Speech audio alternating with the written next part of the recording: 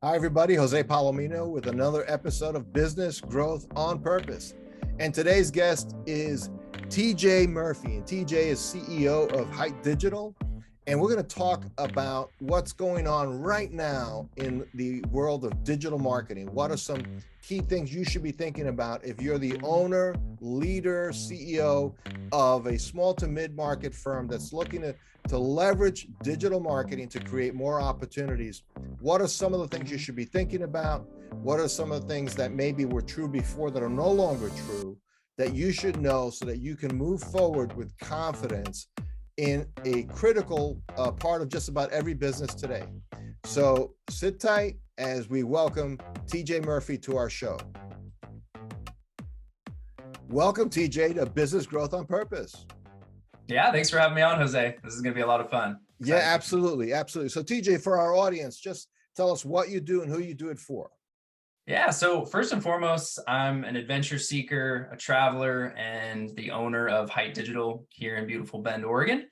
We are an ROI-focused creative and marketing agency. And in a nutshell, I serve as a guide, leading business owners to, well, through all of the noise and shiny objects that are out there in the digital world right now, to the right solutions to attract more of their ideal customers. But at the end of the day, knowing what to do is really only half the battle, right? So that's why we help develop the right system, but then provide one integrated team to actually manage all of the web, branding, and customer acquisition needs, so our clients can actually focus more on what they do best, providing an amazing experience or a service for their customers. Well, I love the language you use there, though, about being a guide, right? And it seems like, clearly maybe on the nose, but it seemed tied very tightly to your adventure-seeking background, right? So can we just take a few minutes on that? Because that always fascinates me, especially the last couple of years where traveling probably wasn't so easy, because of restrictions and so on. But just what led you to that, and what have been some interesting things you've done? Yeah, so when my wife and I graduated from college, we moved down to the Bay Area, and it didn't take too long for us to realize we didn't really like living in the city, and the corporate jobs we had landed in right out of college were not the direction we were trying to go long term. So we decided we were going to save up, quit those jobs, sell off a bunch of our belongings, and we bought one-way tickets to Southeast Asia. And that turned into a 14-month backpacking adventure. Meanwhile, I'm getting bombarded with all these digital nomad ads, start your marketing agency, Ty Lopez, all of that. And so I was pretty intrigued and I got into it. I bought some courses, I studied, I learned a lot, and ultimately started my agency, my first agency, while we were overseas traveling. And I've been growing it ever since. And now my wife and I, our biggest thing is working hard so that we can go and travel and visit our friends and live a well-rounded life. Wow, that is exciting. That's definitely, and don't take this the wrong way, it's definitely a young person thing to do. Yeah, I know, I hear that a lot. No doubt about it. Like I'm an empty nester now. Just this last couple of weeks, my youngest finally is off to college, right? So, and when I think about traveling, so I am not thinking backpacking. I'm thinking the Four Seasons. We like to do both. There's a balance there. Sometimes even when we're backpacking, we'll search for a week and go stay at a nice resort. Okay, we actually just did that in Costa Rica. So that's good. Yeah, but the roughing it thing doesn't appeal to me at this stage of my life. Not so much. Understandable. Comfy bed and a pillow is a great thing. Yeah, it's a good thing. It's very much a good thing. So let's just go back a little bit to that guide idea, right? Because I think you hit on something that's really of critical importance, especially in the small to mid market, right? So companies that cannot afford to have a true chief marketing officer. They may have a young person they took out of college and they say, well, that's the marketing kid, doing that. And they think that covers their nephew. Yeah, exactly. And trust me, I've dealt with that very thing because, my focus is always like more like big picture strategy. What do you really want to do to grow your business? All the execution steps, though, are many, and most owners are ill-equipped to process that. So they end up hiring pieces. They have a PPC firm, they have an SEO firm, they have this kind of PR marketing person kind of thing, and maybe a trade show thing going on if they're like an industrial category. So they have a lot of pieces, and if they rolled it all together, they're actually spending a good amount of money, and they have no idea like in the old days with like trade shows, people wouldn't give up their booth because they were afraid people won't know we're in business. I said, there's a thing called the web. They'll know you're in business. It may, you're spending 50 grand a year for a trade show that's never giving you any business. Yeah. It's okay to let it go. So that guide idea that you described, I think is really interesting as a stance to say, we need to help people understand their options. So when you start engaging with an owner, what kinds of things do you find that you have to like kind of course correct assumptions, beliefs? I'm just curious what you're finding is things that people really need to be more knowledgeable about. No, I mean, it's a great question. And you kind of hit on the biggest thing that we see, more often than not. Like you said, they've got somebody doing their Facebook ads over here or their PPC. They've got an SEO team. They've got a contractor in India doing their website. And there's nothing wrong with that inherently, but then you're becoming a project manager most of the time. And you're trying to wrangle all these different vendors and trying to get them to play nice and actually create synergy with all your marketing. Because at the end of the day, to be successful, all of your marketing should be working in unison and be integrated.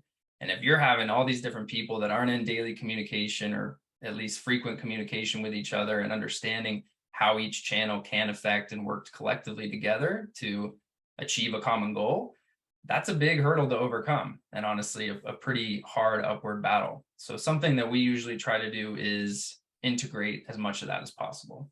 And with Hite, the beauty is that we're able to take all of that under one team through our company. So we can handle the website and the web maintenance. We can handle the SEO and the brand messaging and the graphic design and overall branding of the company, all the way through to PPC and social media. So instead of having all those different players, you've got one team working at one office together to achieve that common goal. Right. So then for the owner looking, saying, okay, well, that sounds good, integrated, but I also, let me just counter argue that. Yeah, please. But I want to hire the best of every category. I want and so on. So there's that belief, but you hit on the challenge with all of that is, are you ready to project manage all these marketing related activities? Do you have do you even know how to hold an SEO firm accountable? Yeah. Because do you know what to look for at the end of the day? Right. And I've been in so many meetings because, again, we don't do that. So we work with firms that do on behalf of our clients. And inevitably, the first 3 or 4 months of status meetings, we get the 40-page report of unintelligible data that the owner's going, and they'll ask me, Jose, what does this mean? What does it mean? And I have to re-educate these firms to tell them, listen, that stuff is great and it's good. Maybe I wouldn't mind seeing that occasionally just to make sure that you're sticking to the knitting doing that. But we're looking, what are your big objectives? What are you trying to do? So my question to you is, when you work with an owner, what are the things that you think they most want to get out of this? They don't want an education in SEO and PPC. No, and so they don't want to be the expert. What they most commonly what they want is somebody that is going to be their main point of contact, somebody that they can build a relationship long term, or have somebody on their team that they delegate that leadership role to, that actually has an understanding of marketing and how everything works together, to be that point person with us or with another firm that they're working with. And they don't want to have to worry about, okay, this month our project or our account manager just got switched up with this other person, and now we've kind of got to go through the whole spiel again, telling them about our business, getting acquainted, learning our communication styles. They just want somebody that they know is going to be there long term, that they can trust, and that can clearly articulate what's going on. So like you said, with the 40-page report, yeah, we have all that data, but it's overwhelming to send that to somebody. So what we do is walk them through and actually say, okay, this is what this means. This is why we're doing what we're doing, but we're actually seeing that the data is telling us this. So we need to pivot and try this other strategy over here. We need to invest more in this PPC campaign, or look at this keyword and optimize this page for that. And then actually with that process, they can start to see the big picture of what we're trying to do. And over time, they do learn a lot. And some people want to be more involved than others. We're all busy, right. But having somebody that can clearly communicate and that you can trust to be that guide for you is huge. And that's a big value add. So TJ, one thing, obviously at the time we're recording this in, towards the latter part of 2022, we've come out as a world, right? The whole world has come out of like this 3-year kind of like misty fog Yeah. due to COVID, right? Things change. A lot of things are different. Still, this kind of continued difference in the world of marketing and digital marketing in particular. What do you see has changed because of COVID? Maybe nothing's changed, or things are going to be different going forward. What are some of the assumptions your clients are having to make to be effective with digital marketing? Yeah. I mean, one of the biggest things is during COVID, we all didn't have a lot to do, right? Our attentions were very focused and we had more time to focus on building a business. So there's a lot more competitors that entered the market. Some of them are now exiting because they didn't quite make it, but many did. And so we've seen an increase in competition for sure. Our consumers' attention on the B2C side, but also on the B2B side was a lot higher during COVID. So it was a little bit easier in some ways or in some industries to market to those folks. And that's going away. People are going back to their normal lives. They're a lot of cases going back into the office. So they're not working from home as much, maybe not working as much as they were. And in terms of what we need to do, we just need to be ready to pivot and find the right strategies to be able to reach those ideal customers where they're hanging out online, at least in the digital space. So that's what I see. So do you see the fact, like, for example, there's pushback, right? So you have, Apple telling their employees you got to be in the office 3 days a week, and then they're actually, sending petitions saying we don't want to do that, which is kind of, I'm old school, man. I don't even get that whole idea that you're going to petition for something like that. But hey, it is what it is. So from a marketing point of view, the fact that people are working from home a lot more than working in the office, does that present any different kind of challenges in terms of how you get your message across? I mean, I realize everybody's on a computer, but the context is different and kind of what that might mean. So I'm just curious, have you seen any need to adjust kind of messaging, frequency, access points to people because of the fact that they're not going into the cubicle in downtown San Francisco anymore? Yeah, 100%. I mean, I think the biggest thing for any business is knowing exactly where your ideal customers are hanging out. What social media channels are they using? What are they searching for when they're looking for the types of services that you offer? What are they watching on YouTube? What media do they consume? If you can really get that granular from a marketing standpoint, that's gold for us because we know exactly where we can target them. And we can look at the types of media they consume to be able to craft the right messaging. And a big thing now that we're seeing, and it's mainly being pushed by Google, is having content for humans first, not for the algorithms.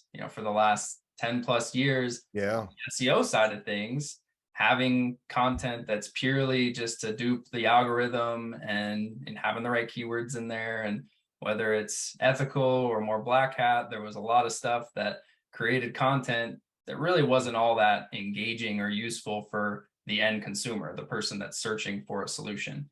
And so Google just 2 weeks ago announced that they're making a huge algorithm change that's going to completely change the landscape. A lot of websites are going to see major crashes in their rankings if they've been creating content that isn't all that useful for people.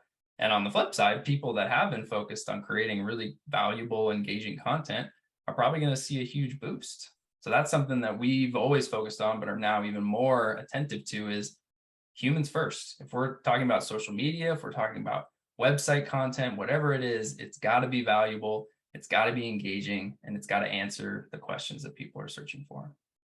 Well, I love that. I mean, just because I've, again, having gone through it, for my own firm and also just on behalf of clients dealing with SEO firms in the past. And so much was, again, I don't mean like trite things like keyword stuffing and stuff, but just generally writing stuff for the algorithm. And you say, well, like, do you expect humans to actually read this article and to be motivated by it or moved by it, or is it just to get rankings? I mean, because if it's actually meant to be consumed by real people, then the writing has to be better. Yeah. It has to be more interesting. It has to be more on point. Now there is a counter to that, which is interesting. And I always like to get feedback when I get somebody like you on the show. Some of the experts say, the secret to ranking is just write great content. It's like saying the secret to writing a bestseller is just write a bestseller. It's like self-referencing logic. It's not easy to do. If it were easy to do, it would be everywhere, right? So it's, what one advisor I remember said, he wrote an article, he says, look for the top article in your category that you want to rank for and just write something better. And I'm thinking like, really? Like it's that easy? Because it's not easy to write that well. Yeah. So just somebody reading that or listening to that says, well, gee, that's like too much. I make a grinding machine, or we provide painting services. How are we going to do that? So how do you attack the need to write great content in a world which has so much content? Do you aim to be number one best content in the category, or just good articles that answer intelligent questions intelligently? So there's a couple things there. I mean, yeah, we need to write well. We need to look at best case examples, and you don't need to reinvent the wheel always. You can take a lot of good insights from that. But if you're looking at a category where there's already really great content that's cornerstone, it's going to be hard to beat. Why try to fight something that's going to be an uphill battle? There may be other opportunities, maybe more long form keywords that you could write a similar article for and actually optimize the article for a different keyword, different key phrase. And that's going to have lower competition, less people searching for it, but maybe it's more niche to what your ideal customers are actually going to be searching for. So that boils down to keyword research, looking at, okay, we're obviously not going to rank for the most competitive keywords, or if we are, it's going to take a lot of time and resources. What else can we be doing to actually get traffic over to our site from people that are looking for similar phrases related to that? So that's one piece. But then going back to just, looking at other content, that's not a bad strategy at all. If you can find an article that is exactly what you're trying to say, the message that you're trying to convey to your audience, and you can put your own spin on it, but then optimize it and get into the technical stuff in a better way, having that keyword density, focusing more on the headings and having the right keywords in the headings, maybe writing a longer article, having more authoritative links back to it, you may be able to get ahead. It really just depends on what that keyword is and how many people are trying to bid for it. Right. So that's interesting. So let's just take a look at also the use of PPC to test market. Yeah. Like SEO is a slower burn, right? It takes longer. Yeah. PPC is something you could test today and know by next week whether you got some of your assumptions right. Do you find that when you work with clients that they understand that difference, that the need for SEO long-term and the need for advertising short-term for testing? Sometimes yes, more often no. And that's usually a question that we have to really set expectations for right away. Because some people come to us and they're like, I need SEO. I need SEO. Everybody's talking about it, but they don't really know what exactly that is or what it's going to take to actually get them the results that they're looking for. And honestly, more often than not, that's not what they need. They need leads now. They need customers now. And so it's an explanation of saying, SEO isn't as sexy as you think it is. It's slow. It takes time. This is really investing in next year's success so that your best month this year is your worst month next year. That's our goal. And if that's what you're trying to accomplish, then yes, SEO makes sense for you. If you need business now, here's what we're going to do, either in tandem or right now, and then move into SEO when the time is right. So PPC in most cases is going to be a viable strategy. Targeting on the right social media channels to get in front of the ideal customer with B2B, obviously LinkedIn, a great place to play. Facebook can still be very good in some cases. It really just depends where your customers are hanging out. Okay. And one last area that I wanted to explore with you here, TJ, after, again, just looking at what your firm does, is this issue of like website aesthetic, right? So we, especially in industrial categories, we can often visit a company's website and say, boy, they haven't updated this like in a long Looks time. like it's from the 90s. And it may even be from the early aughts, but it definitely has a dated feel to it. So just how, aside from things that have to display well on mobile, right? How important is design making, because I've seen design firms sometimes spend a lot of time and resource making something look incredibly impressive, but it's such a niche industrial category. It doesn't need to be all, it's not, we're not selling iPhones, we're not competing with Apple. So just curious how you find that balance between like great design and it's good enough. Yeah, I mean, at the end of the day, your website is your virtual office, right? So you want to be proud to have someone walk in your door and look around the office and explore where they need to go next to find the solution, to find the decision maker, whatever the case may be. So design is important. You want to stand out. You want to clearly represent your brand in authentic ways and have a clear message. But if you get caught up in the shiny objects, all the bells and whistles, multimedia, it can become distracting. People don't know where they need to go. So there's a balance for sure. First and foremost, clear messaging. You need to speak into your ideal customer. It needs to be crystal clear when they land on your website, who you are, who you serve, and the problem that you can solve for them right now. And once you've done that, it's just a question of creating the path of least resistance to that next step. Whether that's a free consultation, booking on a calendar or through a form, whatever the case may be, there shouldn't be too much standing in the way of someone going from understanding what you do to taking that next step. And that's something that we do see a lot of. If you've got this landing page that's taken 2 minutes to scroll all the way to the bottom, in some cases that is effective. In other cases, maybe you just needed 3 sections and a button. Wow. Yeah. And I think one of the challenges too that people have, I've seen it, I've even seen it for myself, is you do more than one thing. So there's always this sense, and I see this with clients where they want to tell people we do this and this and this and this and this and this. But to your point, that target visitor now says, what do they do exactly? They're a hairdresser, dentist, podiatrist. I mean, and maybe all of that's true, but it doesn't make me feel that they're particularly great at any one of those things. And so that's just interesting. So I love what you said about just getting that message right for your most likely best, the customer you want more of. Yeah. I mean, a golden rule is just one message per page in general. I mean, you want to make it clear if you do other things that's there in the menu, maybe in a section where you list that stuff out. But if you on your homepage are talking in depth about every single service that you offer, it's not really all that helpful at the end of the day. You want to make it very easy for them to get to the page where they can get the information that they're looking for and then take that next step.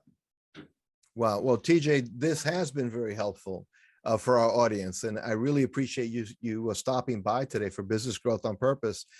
If somebody listening wanted to know more about you, your work, your firm, where should they go? Yeah, it's been great being on here, Jose. For people that want to chat, I love meeting new people. I love helping business owners find their freedom when it comes to marketing. So if you do want to chat, let's just jump on a Zoom call. That's the easiest way for me these days. And you can find me at hitedigital.com/TJ. And that's Hite, Hite? HITE digital.com/TJ. I'm an easygoing guy. I believe in relationships over sales. So no obligation. Let's chat. Maybe I can help you solve some problems, get some clarity. And yeah, just good to meet you. Awesome. Awesome. Well, TJ, thank you so much for stopping by again. Really do appreciate it. Awesome. Appreciate it, Jose. Have an awesome day. Thanks for listening to another episode of Business Growth on Purpose. If you like the show, hit subscribe and leave us a review to help other people find the podcast. And if you're ready to take the next step in driving intentional growth for your business, come check out what we're doing at valueprop.com. We've developed industry-leading programs and systems to help B2B owners take control of their growth. Until then, thanks for listening to another episode of Business Growth on Purpose.